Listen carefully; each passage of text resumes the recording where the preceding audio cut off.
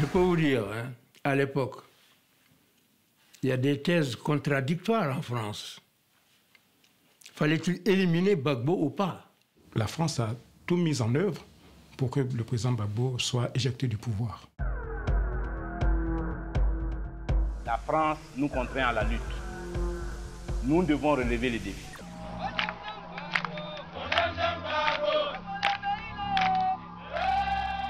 Il avait besoin, pour mieux assurer son pouvoir à l'intérieur, en particulier dans le Sud, par rapport à la jeunesse, de développer des sentiments anti-français.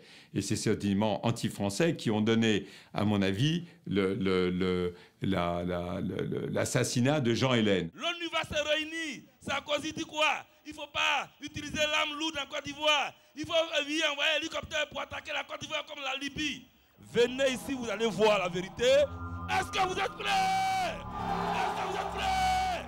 Vous savez que Laurent Gbagbo n'est pas à l'origine de la politique qui a expliqué la prise des armes par une rébellion en Côte d'Ivoire. Ce ne sont plus les penseurs du FPI qui déterminent sa politique, ce sont les crieurs du FPI qui déterminent sa politique, c'est-à-dire ce qu'on a appelé les jeunes patriotes, armés de gourdins, de machettes, le verbe haut, extrêmement truculent, capable de toutes les voies de fait.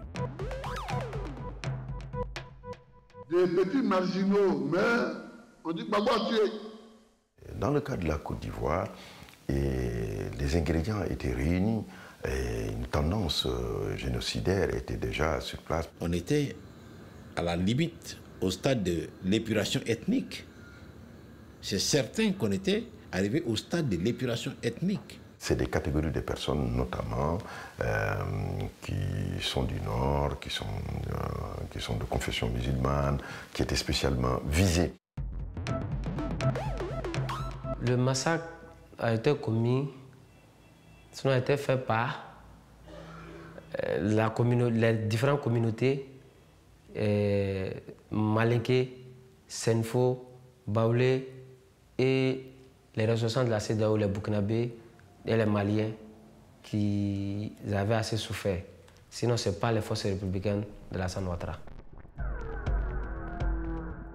Ce qui était à un moment donné considéré comme inacceptable et inenvisageable en Côte d'Ivoire l'est devenu. Et donc effectivement, on a commencé à parler d'escadron de la mort, à avoir des éliminations physiques. Au-delà de notre petit pays, nous travaillons pour toute l'Afrique.